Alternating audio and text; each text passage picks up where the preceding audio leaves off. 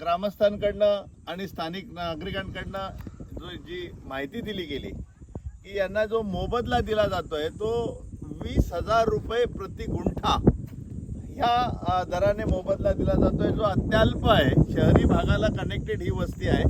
आणि आपण बघू शकता जो एक टॉवर दिसतोय टाटा कंपनीचा कुठला सप्लायच्या संदर्भातला हाय टेन्शन मुंबई ऊर्जा मार्ग.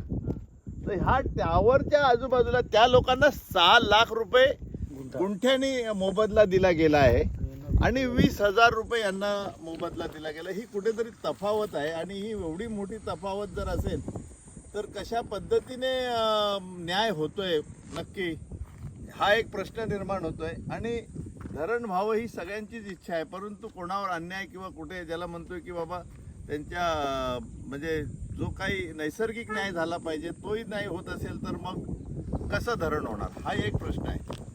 तर माझी एक शासनाला विनंती आहे की याच्यावरती धोरण ठरवत असताना यांना आर्थिक मोबदला जो आहे तो सक्षमपणे दिला गेला पाहिजे. काही ठिकाणी आता आपण समृद्धी मार्ग आहे किंवा ज्या ठिकाणी आपण महामार्ग बनवले जातात मोठे मार्ग आणि त्या जागा ताब्यात घेतली जाते त्या ठिकाणी 5 पट मोबदला दिला जातो रेडी रेकनरच्या. पण हे कुठेतरी त्यांना जलद गतीने विकास व्हावा आणि जलद गतीने जागा ताब्यात यावी हा उद्देश असतो आणि ह्या उद्देशाला धरून इथेही का न्याय मिळू नये असाही प्रश्न ग्रामस्थांकडनं विचारला जातो. पण मोबदला हा शहरी भागाला कनेक्टेड असलेला हा सर्व परिसर आहे आणि महानगरपालिकेच्या हद्दीमध्ये हा महापालिकेच्या हद्दीमध्ये येतो ना.